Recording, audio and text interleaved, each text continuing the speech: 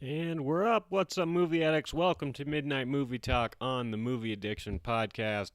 Not quite midnight, a little bit early, and I'm basically going to be giving the same spiel I gave last night because we had some technical difficulties. I wasn't all there, and I thought of some more points on this particular topic, and also we didn't have a whole lot of big news or anything like that drop today. So we're going to spend a little bit more time talking about Buzz Lightyear because it continues to be the topic of conversation, not just in the world of movies, but this is getting a lot of airtime on news outlets, specifically conservative news outlets, blaming wokeness, which they're right to a certain extent. Um, I'll go through all the claims regarding this movie, and then I'll give my thoughts, and then again, I'll give you my thoughts about the movie, like what I thought of it outside of why it might have flopped, because for anybody else, 50 million wouldn't be a flop, but for this movie, that's actually a flop, and it's really disappointing. And there are a lot of different things that go into this. Basically, I think that there's a lot of people upset at Disney, and for some justifiable reasons, and also for some misunderstandings as well. For instance, they did not fire Tim Allen or fail to bring back Tim Allen because of his conservative views, right? That's one of the narratives that was going around. They simply got Chris Evans because they were going for a fresh take on this movie. We talked about it on this show just like a month or two ago. Tim Allen is coming back to do a Santa Claus series, I think it is. Might be a couple of movies, I don't know. But he's coming back, reprising his role as Santa Claus on Disney Plus. They clearly still have a pretty good relationship. They're going for a fresh take with Lightyear. That's all that this was. So that was misconstrued. There was a couple other things that were misconstrued, and so I'll go through just kind of all the claims about the different things people are saying why this movie didn't do as well as it should have. And then, yeah, there's that. So I guess one of the other reasons this was another thing going around was, oh, people just are interested in this movie. No, I don't think that's true. I think a year ago, under different circumstances, minus the pandemic, maybe not a year ago, let's say 3 years ago, this movie would have been amazing. I was looking up some movies to compare it to. The box office performance, I mean, would have been amazing. We had Minions in 2016. I think Despicable Me, I'm not sure total box office. It's definitely comparable to Toy Story. But the overall love of the franchise, I think, is right on the same level. That spin-off about the beloved characters, not character in that case, but that debuted to 115. 2019, which was just about 510, I can't remember exactly, it was within throwing distance of what the Despicable Me movies would have come in at, had come in out over the recent years prior to that movie coming out. Toy Story 4 came out just in 2019, and in its opening weekend, I can't remember what it made overall. Looks like it made 434 domestically. This is Toy Story 4, and it opened to 120. So there's no reason why we wouldn't have got the same kind of relatable results that Minions did with Despicable Me. We should have gotten that same thing with Lightyear and Toy Story 4. The reason that we didn't is because of all this background shit going on. It has nothing to do with lack of interest in the character. 2019 was not that long ago. This was one of the top movies the year that it came out. Buzz Lightyear is one of the top characters from Toy Story, and Toy Story continues to be one of the top franchises, even though they haven't had any new installments in a while, since 2019, I guess. But you go to Walmart, you go to the kids section, there's still Toy Story shit. We went and saw Disney on Ice. The toy that one of my sons picked was the Buzz Lightyear toy. People do still love this character, and the trailers did look interesting, besides everybody trying to figure out, okay, so what exactly is this movie? That's not why it failed. The interest would have been there if you didn't have all this other baggage. So now we get into that. Like I said, people, I think the main, as I said at the beginning of this, people are pissed off at Disney or indifferent about Disney, not quite sure if they want to support the company or not. The other reason is, which I guess I'll mention this real quick, this movie is going to be on streaming pretty quick. Every movie goes to streaming pretty fast nowadays. So you do have to factor that in a little bit to the box office results, but not a whole lot, because Sonic 2 came out this year, the same era where it's going to be streaming in just a couple of weeks, basically, usually a month or two, actually. That movie debuted at $72 million, and Sonic is nothing of a franchise compared to Toy Story. So we go back to the boycott of Disney, if you will. A lot of this is based off of misunderstandings, right? And a lot, as I said, there's some justifiable anger too. The misunderstandings, I already mentioned, the Tim Allen thing. They did not cut him out because he was a Trump guy or a conservative or anything like that. I mean, he's a pretty mild conservative. He wasn't going to Trump rallies or anything like that, I don't think. And he's still, relevant in the pop culture space. I already explained the whole Santa Claus thing. So it's not... hold on. Where am I at here? So that's not it. So we basically have two other things that happened. You had Disney's response to the indoctrination of children bill down in Florida, and then you had the issue of a homosexual relationship being put back in this movie. It was revealed that they'd originally planned on doing this, and then they took it out, and then they decided to put it back in, and that kind of ties together because all that happened around the same time that Disney was facing backlash for taking no action against the indoctrination of children's bill down in Florida. And so it probably was done in response to, but I don't know if that was ever official or not. But so you had those two things. People thinking that Disney is supporting indoctrinating children because they were. And people they're more than right to be pissed off about that and feel like they need to boycott. And that by itself, I think, could explain a good chunk of the box office. Just Disney's stance on the whole political scene in Florida was real messy. It ended up coming down to, the governor taking away their tax credits or whatever, some crazy, real in-depth political situation happened down there as a result of this whole thing that spun out of control after originally it was just the executives at Disney failed to acknowledge that this, I don't want to call it what everybody calls it because that's not what it is. They were just failing to acknowledge that this bill was going through, and then they fed in, and then people attacked them for it. So then they jumped on with also trying to cause hysteria about the bill, calling it by the common slogan and making everybody think that it is something that it wasn't. And then we had the news that there's going to be a homosexual, a lesbian relationship in Lightyear. And if they would have just done that, if they hadn't announced it, if they hadn't made such a big deal about it, I don't think it would have been a big deal at all, because it wasn't a super integral part of the story, but it also didn't feel shoehorned in. It did feel kind of natural to me, without giving too many spoilers away, I guess. It was like Carl and Ellie in Up, but with two chicks. I mean, there was a little kiss on the cheek. Basically, I think it showed this in the trailer, so I'm not giving too much away. But Buzz Lightyear is trying to get back home after they're crash landed on an island, and so he has to keep experimenting with like hyperspace and shit. And so he leaves for like a couple hours or whatever doing these trial runs, and he comes back and like 4 or 5 years has passed, and he does this several times throughout the movie. So within this little segment of the movie, which I think is probably about a half hour long, he comes back several different times, and the characters are at different points in their life.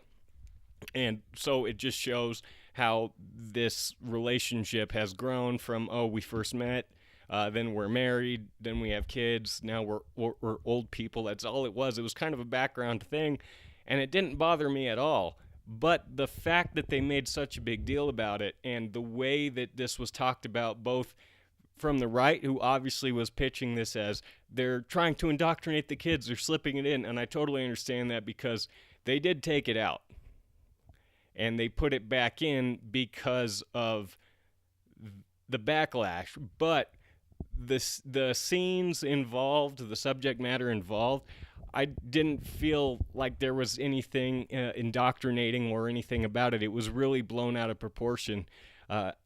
Going into the movie, I was expecting to see some big, like, lesbian sex scene, basically, and unfortunately we didn't get that. Or fortunately, I guess we didn't get that. So it was blown out of proportion by the right.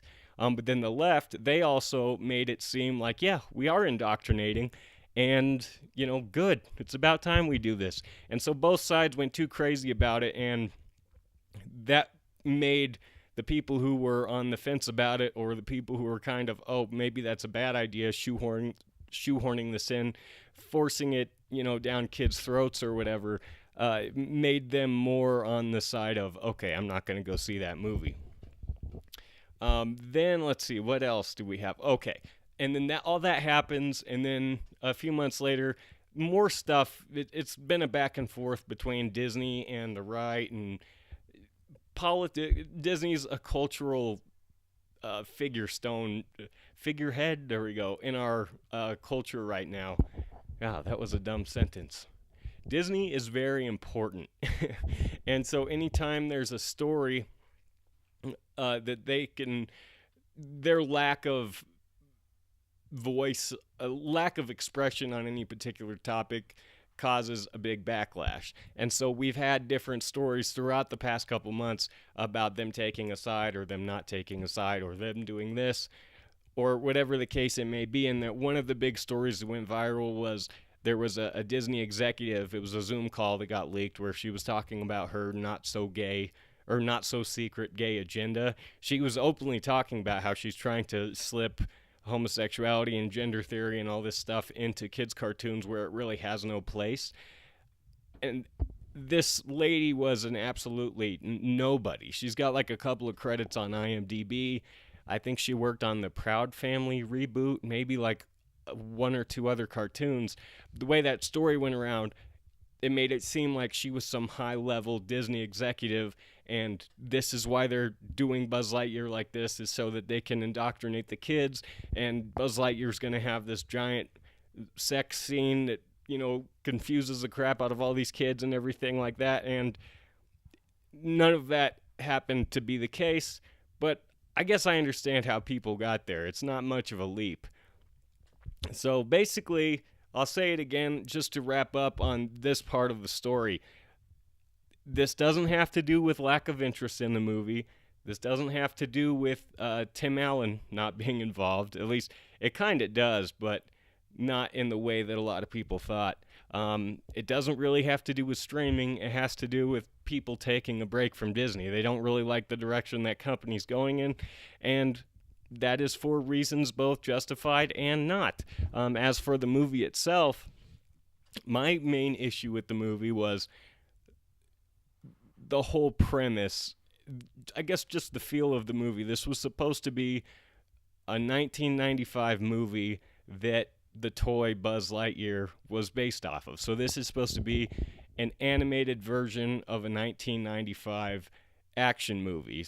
And it just didn't feel like that. It felt like a animated version of a 2022 action movie. It kind of felt like Interstellar, obviously with the whole time jumps and everything like that, and it also felt like The Martian, Passengers, kind of. It had vibes like this, and it should have. I was thinking about 95 and what action movies would have produced toys that would become big hits with children. You had Power Rangers, and you also had Batman Forever. And I looked earlier, and there was a couple others, and this did not feel like that, so it was really kind of confusing to me. As for the Chris Evans thing, I understand why they did that. This was supposed to be a fresh take on it, and up until I saw the movie, because I didn't pay that much attention to it, up until I saw the movie, I didn't realize what they were doing with the whole premise either. I thought maybe that in that world, Buzz Lightyear was a real person that the toy was based off of, not that this was a movie that the toy was based off of. I thought maybe he was some Evel Knievel space guy or like a real figure that they made toys off of, and that wasn't the case. This was a movie within a movie, which in itself is pretty confusing, but could have drummed up interest had they gone about things a little bit differently. And the competition right now wasn't very steep. That's the other thing you have to realize about this movie is Jurassic Park was big, opened big, Top Gun opened big, but we're in summer season, so there's no reason why we can't have a big opener every single week. Nobody even the people that had a feeling this movie was going to bomb, nobody thought that it would come in second place. I mean, I for sure thought this was going to be the number one movie. I knew Jurassic Park had legs, so it's going to make more money, and in the long run, it'll be there longer, but I figured it wouldn't stay at one very long because Toy Story's coming out, and then after that we have Elvis and then Despicable Me, and it's just one after another. I think that top spot is going to be constantly changing throughout the summer because we have a pretty stacked year, and somehow, even with mediocre numbers, Jurassic Park managed to hang on for another week. Will be interesting to see if that happens again, but yeah, this Buzz Lightyear thing is kind of crazy to me, and the details that people miss about it, everything that I mentioned, it is kind of interesting, and it's one of these movies that's going to be talked about just as far as the cultural effects and just all the debates going on about it and everything like that. It may end up being the most talked about movie for a while, not just of the year. I mean, I haven't seen this much intrigue about a movie, not necessarily the plot or, oh, this movie's awesome, you got to see it, or anything like that. I've actually heard very few actual opinions about Buzz Lightyear. So again, I'll give mine. I did actually really enjoy the movie. I haven't looked in a while to see where it's at. I think I think I've seen like 20-something movies this year. This one's definitely a top 10 for me. I don't think it's better than Chip and Dale or Top Gun. Yeah, I don't know where it falls in my top 10 exactly, but I thought it was a really good movie, and nobody's talking about how good it was or how bad it was. You're just hearing all this other fluff around it, I guess. And, you know, it's interesting. We'll see what happens. I think Toy Story might officially be dead now. They could go and do another spin-off, but I'm guessing they won't. The other movie situation that this, for me, was drawing parallels from, because it's almost an identical situation, at least not in terms of drama that went on, but just in terms of what they were trying to accomplish with the plot and the reboot aspect of it, is Han Solo. You had a new actor come in, you had a new kind of vibe of a movie, and that didn't work out either. And I think they're going to be comparable flops when you look at the budget versus the box office. So, yeah, it's very interesting. I'm trying to think if I had anything else that I had thought of about this whole situation. And I think that pretty much sums it up. Here's a story from last week that I haven't had the chance to talk about yet because we had the technical difficulties yesterday, and then I didn't do anything Friday night or Saturday night, but this was on Friday, I believe. We found out that Guy Ritchie is going to be directing the live-action Hercules movie. I'm pretty excited about that. Here's an article real quick. This is from Deadline. Aladdin director Guy Ritchie teams with Disney and AGBO on live-action Hercules. After watching his live-action transfer of Disney's animated Aladdin became his first film to crack the $1 billion mark, Guy Ritchie is back in business with the studio. This time he's overseeing a live-action film based on the Disney animated film Hercules. So this isn't just a live-action Hercules.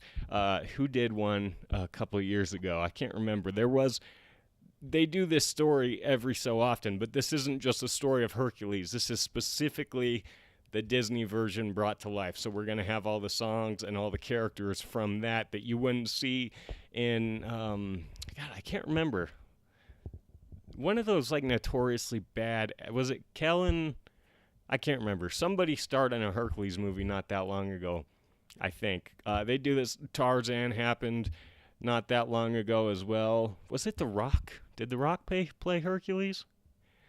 I don't know. I think Tarzan was the one I was thinking of because they did that also. But this is not going to be one of those public domain adaptions. This is actually going to be another Beauty and the Beast, another Lion King. And as for him taking this one, I am a little bit surprised about it just because he did do Aladdin. But I think this is actually more up his alley than Aladdin was. And I ended up really enjoying Aladdin. He is working on Aladdin too, according to the internet. So it'll be interesting to see where this falls if they try to do that one first. I don't know where they're at on it. I guess they would probably wait a while just because of the whole Will Smith thing. But who knows? They could come back and try to turn that one out pretty quick. I think, though, this is, obviously you can compare it to Jon Favreau going from Jungle Book to The Lion King, except those were both animal-centric movies, even though the themes are, a little different. That made more sense of a jump. We're talking the difference between Norse mythology and kind of, I don't know, what do you consider Aladdin? I don't even know what to call it. It's mythology too, but in a different kind of sense. So I guess it's not that big of a jump. But the themes just seem a little different to me. I really do hope a couple of years ago people were saying we need to get a live-action Hercules so we can have Danny DeVito play that guy before, the goat guy, whatever his name was, Phil, so he can play Phil before he dies. And so that'd be cool if they did that. The way the movie studios have been listening to the internet lately, I really wouldn't be surprised if we do hear that. This is going to be one where I'm very excited every time they make a casting announcement because Hercules was one of my favorite movies growing up. And so we'll see what happens. Let's see. Anything else in this story? I don't think, no. There's no other details about this right now, except for we know Guy Ritchie's directing Hercules. And so, yeah, we'll see what happens with that. I actually really enjoyed The Man from U.N.C.L.E., I think is what it was called. It was a reboot. I guess he's just been in a reboot phase for the past, 10 years or something like that. He also did, was it the King Arthur movie? Let me look. I can't remember. Obviously a fan of Guy Ritchie, and so I will like seeing his take. This isn't as crazy to me as some of the other directions they've gone for these Disney live actions before. Obviously super excited when you hear Tim Burton's doing Alice in Wonderland. Oh, that's going to be crazy. And even Jon Favreau's going to be doing Lion King. Wow, that's crazy. This one seems a little more of a solid jump, maybe because he already had done Aladdin. I remember when they announced him for Aladdin, I thought, oh, wow, that's pretty different. Not quite Tim Burton doing Dumbo, but still pretty interesting. So, yeah, I'm looking forward to it.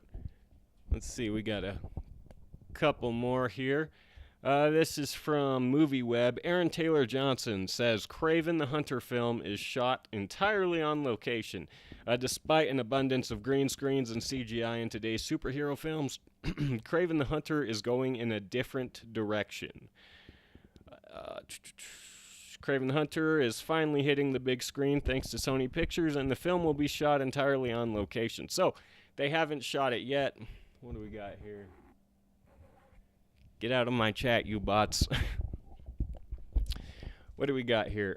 So, for me, the purpose of this article serves to let me know that this movie is still coming out, because I'd kind of forgot about it. I'm surprised that they're still going with this franchise after the last three, really, all three being pretty badly critically received and not doing very well at the box office either. You obviously had Venom 1 and 2, and then Morbius, they tried to save it with the re-release, getting buzz online. Apparently it's very popular on streaming, but nobody actually wants to pay to see it.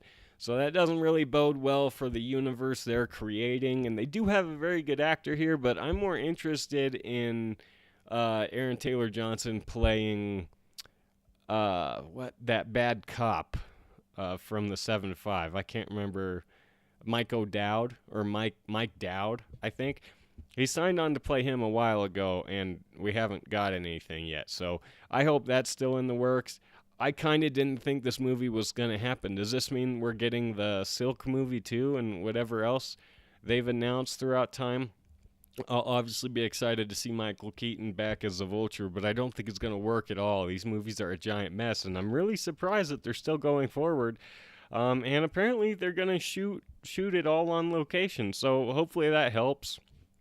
I can only imagine that they're coming forward with this because that's one of the main complaints that came from their other releases.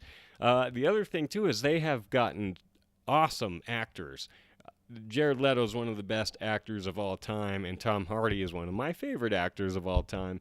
Aaron Taylor Johnson, he'll be a fan of that part, so I am excited to see him get another chance at playing a superhero, supervillain in this case, and let's just hope that by the time this movie comes out, the Spider-Man ball is back in the Sony court, so we can have Tom Holland fight all these bad guys, but that's probably not going to happen. Here's one more we'll do. Elvis director reveals a 4-hour cut of the film exists.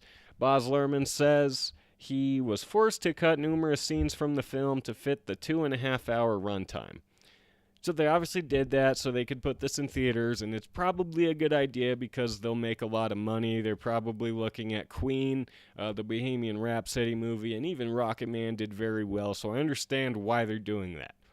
But we live in the day of, not really anymore, it was a couple years ago, but we live in the era where movies like The Irishman can come out and, as far as I can tell, be very successful, not just critically, but also in popularity. People really enjoyed that. And so if you have a story so intriguing and so fascinating to people and familiar to people, and you have an actually compelling movie for 4 hours, I don't know why you don't just make that one. Similar discussion that we have whenever Zack Snyder comes up. I'm sure this will be released at some time. It'll probably be years from now. They probably won't just put it on the Blu-ray. I imagine they'll do a whole re-release thing like they're doing with Spider-Man coming up in September, which I think I missed talking about it that day, so I just will mention I am very excited about that. I'm definitely going to go back to the theater to see Spider-Man No Way Home. And in a year or two, maybe, depending on how it does this time around, I will be going back to the theater probably to see this Elvis movie. If Elvis comes out and it sucks and it bombs, which it probably won't because it looks awesome and some of the buzz has been very good, then if it comes out and it bombs, they're just going to forget about it. But if it comes out and it's the hit that I expect it to be, I think it's landing at just the right time in history of this year. Not in history, but it's landing at the perfect time on the calendar. It's sandwiched between superheroes and action adventures, and it's a fun movie that the story that everybody's familiar with. So it's going to be a success, and after that, we're going to eventually get to see this cut. Kind of weird he's talking about it now. I know this is just a cutout of a whole interview that he did, probably. This says, following the release of Elvis, we may see a campaign for release the Luhrmann cut. The Australian director sat down with Radio Times, confirming a 4-hour cut exists. Yeah, I have a 4-hour version, but I have to bring it down to 2 hours and 30 minutes. So who knows what happens with that? Obviously, there's always rumors of streaming companies picking these things up and putting them out. I imagine that's probably what we will get here, but who knows? I'm real excited about it. That's about it for tonight. Like I said, mostly just wanted to rehash everything about Buzz Lightyear from last night because I didn't get a good chance to, lay it all out.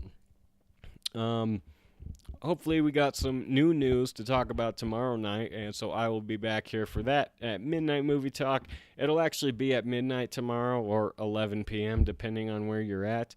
Make sure to come back and check me out, and thanks for watching.